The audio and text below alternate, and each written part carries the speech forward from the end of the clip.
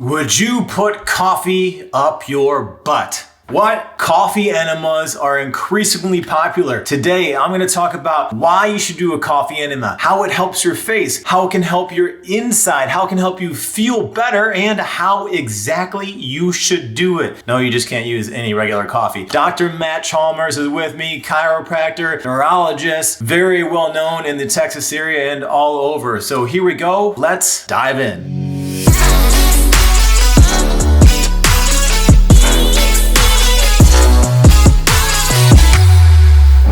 We're going to talk about putting coffee up our butt. Yes.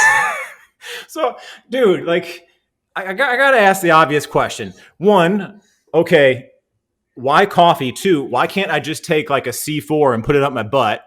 And by the way, they don't pay me, but if you guys want to pay me, by all means. And three, like, does this actually work, man? Oh, yeah. So the reason that we use coffee and we don't use other things, it has nothing to do with the caffeine. In fact, most people don't even get a big caffeine hit, even though they take 40, 50 ounces of coffee in. The reason we use coffee is because the chemicals in coffee will actually degrade and break down congealed bile salts. So we can actually use them to clean the liver and flush all that nasty stuff that's just stuck in the liver out. And so that's why we use coffee. But we also use a lot of other herbs. But yeah, that's why we use coffee. Okay, but like, is there any evidence behind this? Like, I know people like, crapping their brains out. They see different stuff come out. Like, and I know some things are anecdotal before they become, experimental, and then they like do like an entire study on it. But is there any like people looked at this and like, hey, this is actually helping? Yeah, there's a ton of actual research on it as far as what it does and how it cleans and how it gets people functionally back. So the biochemistry of it is pretty solid. We've got good research on it, but the anecdotal is just, it's amazing. Because people come in and be like, I had all these issues. I had anger issues, temper issues. I couldn't sleep. I was waking up in the middle of the night. And now it's so much better. And they start losing weight because they're losing fecal matter that's stuck in the gut. Their liver is able to digest and emulsify fats better. And so now all of a sudden everything starts just kind of getting better. Plus the liver can now clean out all the blood. So the liver cleans the blood cleans the tissues, right? Mm-hmm. So now fine lines and wrinkles start kind of going away because we get actual hydration back to the skin because the inflammation, the waste is being pulled out the way it's actually supposed to be. So there's lots of little things that are in there. Yeah. And people are like, they get these great anecdotal things. And they're like, well, I don't know. Okay, spend, $20 and get high grade organic coffee and just try it. See what you think. So you're telling me I'll be prettier if I put coffee up my butt? Absolutely, man. Yeah. I didn't know that was possible, man. That's fine. That's cool. I'll take it. All right. So you say organic coffee. Let's talk about that. Then I want to get into like how people can actually do this and obviously talk to your doctor, do all that sort of stuff like ahead of time. So I got to say that. So don't say Joey told me to put a bunch of coffee up my butt and you went to like 7-Eleven and burned your butthole. Okay. So why organic coffee? What type of coffee, and then is there a certain temperature that people should be using? Okay, so those are both phenomenal questions. So first of all, you're going to want something that's non-scented, that's non-flavored, and that's organic. Because remember, whenever we're trying to do something to clean the body, we want the product we're using to be as clean as possible. So if you're also putting a bunch of pesticides and herbicides and stuff in your body, that's not going to help you nearly as much. Sure. So let's stay away from the bad chemicals. But yeah, so it needs to be organic. Like I said, non-flavored, non-scented, that's irrelevant. And then temperature-wise, 100 degrees. Because your body's 98.6 inside if you want to go with that number. Yeah. So 100 is fine. I like it. I will let it get colder, about 70 degrees, because I'll make mine. I set it in the shower at night, and then I wake up in the morning and do them in the morning at like 4 a.m. So mine's about 70 degrees. However, when you do this the first time, make it warm. One, it's more pleasant. Two, it's possible to cause a little bit of spasm if it's too cold. Because it goes in your body's like, what is that? And then all of a sudden, there's some spasm. Right. It feels weird. So do it warm the first couple of times, about 100 degrees, so that you're good to go. Okay. All right. So you got your organic coffee. Don't like put mocha up your butt. That might be something entirely different, but beyond the scope of this. Why do my farts smell like chocolate? Well, okay. And what's the process here? Like you're doing this at home. You like kind of put a tube up there. You like, I mean, how do you even do this? So the way I do mine is I have a Cuisinart where you put the beans in the top, the water in the back, and it grinds it all up. So into the glass container where the coffee is going to end up being there, I'll open up other herbs like hysanol, like I use a variety of turmeric or whatever I'm going to use, lysine, whatever I'm going to use for that day. I'll put them all in there, grind the coffee, make the coffee into the coffee pot, and then I let that sit and cool off. And so if we're talking about 100 degrees, let it cool off to about 100 degrees. Mm-hmm. Easy way to do is touch it with your wrist. If it's hot, don't use it yet. If you touch it with your wrist, you're like, oh, that's warm, but it's not too hot. You're good to go. Okay. Then you either use a bag or I use buckets. And so you can pour it into the bucket that has the tube that goes down. Now, here's the thing. You want to bleed that tube out, right? Because mine are clear, so you can watch it. You can watch the coffee go through the tube because you don't want to push a bunch of air up into yourself because that is uncomfortable. Just don't do that one. That's not fun. Okay. So bleed the tube out, and then you don't have to. But put a little olive oil on the end of the tube, makes it easier to get inside you. And then you're only going to put the tube in about this far. Okay. And then open it up. And the first time you do this, take between 6 and 10 ounces in, clamp off the tube, and either lay down, or if you want to do this in the bathtub where you're laying kind of like this, so your hips are elevated, okay, you can do that as well. I do mine standing. When I do mine, I'll take about 20 ounces. Then I'll go lay down and watch whatever's on Netflix for 20 minutes, get up, go expel whatever's inside, come back, and then start the whole process over until I get about 50 ounces done. Okay, so like if I'm like here, right, I'm kind of like putting it up there, like my hips got to be really high. Like what does that look like?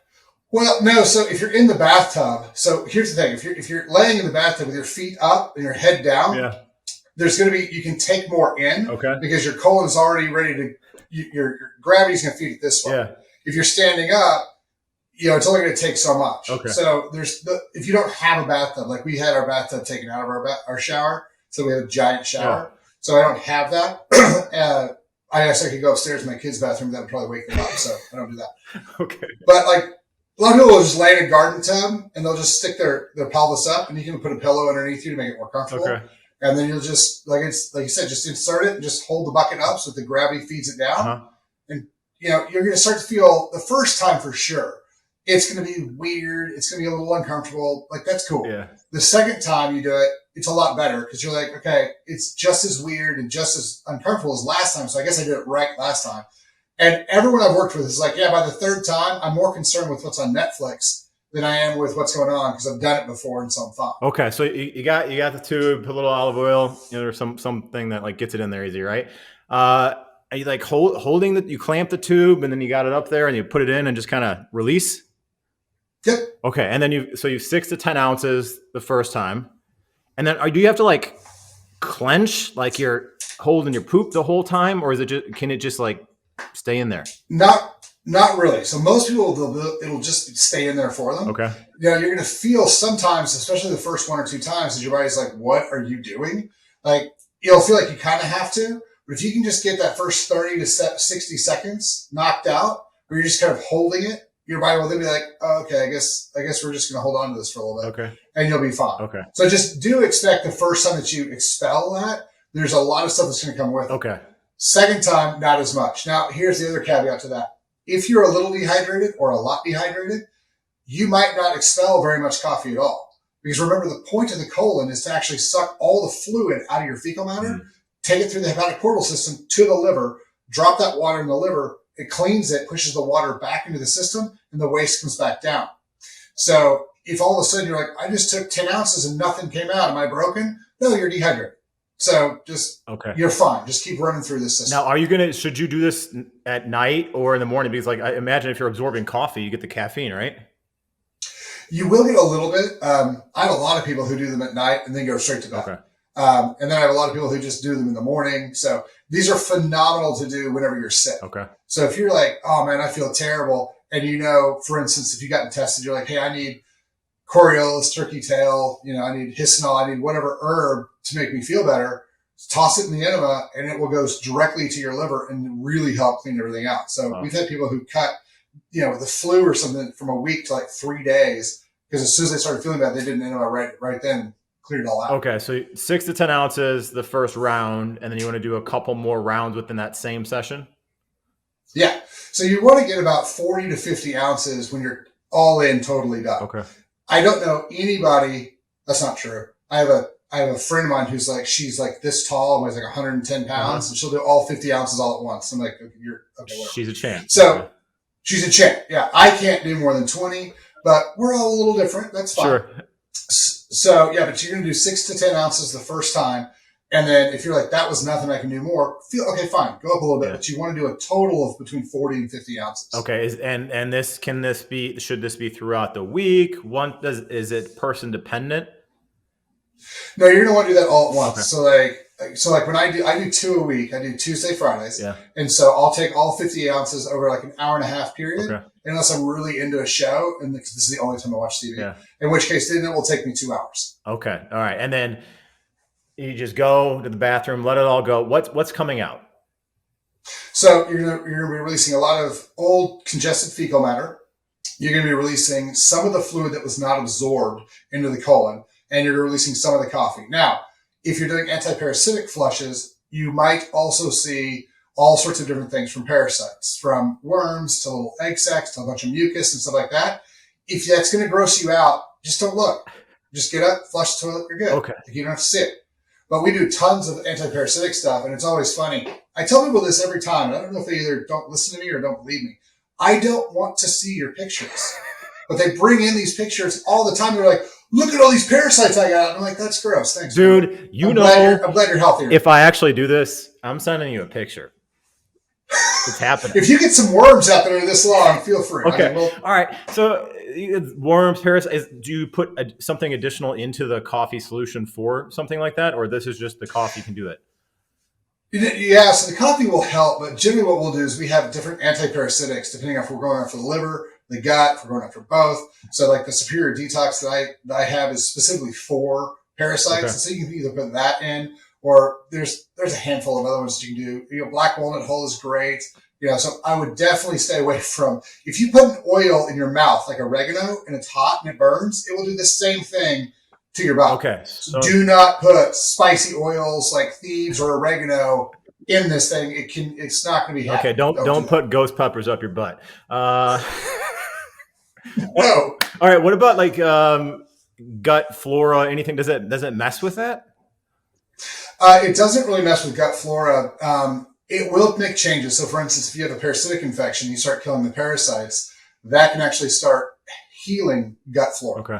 Because remember, parasites are going to kill probiotics and they're going to keep them from regenerating. That's going to allow the yeast to overgrow as well. Okay. So if you start killing these parasites and your probiotics start reseeding and growing again, you're going to start feeling better because you're going to be healthier. It's not going to flush out good stuff. Yeah. Like if you did 5 a day for a long time, obviously that's not what we're talking about. That's going to be way too much. But if you did 1 a day, for a week, just as a parasite cleanse or something, that's fine. Okay. But typically the maintenance thing is once or twice a week, 3 times a month type of thing. Okay. Once or twice a week, 3 times a month. Is there anybody that should not be doing this? And is there any side effects that you know of that are negative? So anybody who's allergic to any of the things that we talked about, don't put things you're allergic to in your body. That's pretty simple. Okay. So if you have an allergy to coffee, don't do this. Outside of that, you're pretty solid. One of the things we do see, and when I talk about the process of how we clean the body, the kidneys are always first. The reason is those are your limiting reagents. And so what oftentimes happens is someone will learn about coffee enemas. They're like, I'm going to do this. They didn't clean their kidneys first. So they go do a coffee enema, and then they're like, my anxiety spiked up. I had weird pain all over my body. I felt like I had the flu because they're having detox reactions. They're like, so I'm never doing that again. No. You definitely need to do it more. You just need to clean your kidneys first so that your body can actually detox all this stuff out. Okay. All right, cool. Pregnant women, is it okay? It's actually one of the things that in Israel and some of these other countries, it's one of those things they always tell you to do before you go get birth. Really? So it's fine to do if you're pregnant. Obviously, that's going to be one of those things you can talk to your OB-GYN. She's going to say absolutely no chance, or he'll say absolutely no chance.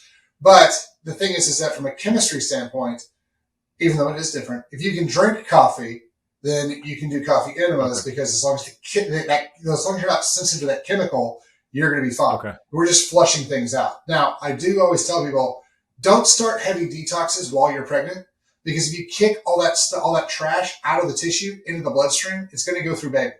So either detox before, definitely detox afterwards, but try to keep your detoxing while you're pregnant to a minimum. Okay, cool. Last question with this one. Now, what about your standard doctor, your medical doctor, your GI doctor, anything like that? Like, what kind of pushback do you get from them, and what's the response? So typically, because it's not something they're taught, they're like, you can do it if you want to. I don't know why you'd want to, but yeah, go ahead. It's not going to hurt anything. Now, if you've got ulcers and stuff, they'll be like, I don't know, you've got ulcers in the middle of your gut. And I'm like, it's not going to get past the colon. Yeah. So I don't care if you've got ulcers in your stomach or your small intestine, it's not going to get there. It's only going to go through the hepatic portal system. So you're fine with ulcers. Most of the docs will come back and be like, I don't know why you'd want it to.